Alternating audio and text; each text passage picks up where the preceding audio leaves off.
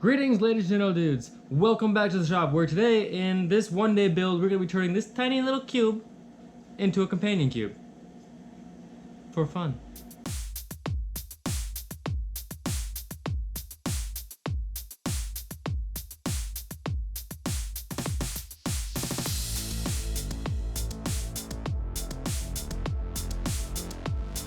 Alright, there we have it, our little companion cube. This was supposed to be a whole one-day build, but it ended up, because of how time worked, being like a half-hour build. But the fact that I had like literally 35 minutes to put this together, I'm pleased with it. I like it. It's kind of cute. It's kind of, I mean, it's really like rough. It's not very nice at all, but you know, for only having half an hour, I think it was a pretty alright little cube. And I mean, you know what it is. You can tell what it is just right off the bat, which is what I wanted. So there you go. I made a little companion cube.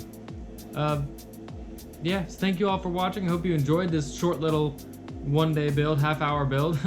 And I'll definitely be having more coming up in the near future. So stay tuned for those. Make sure you're subscribed if you want to see those. And I will see you in the next video. Bye.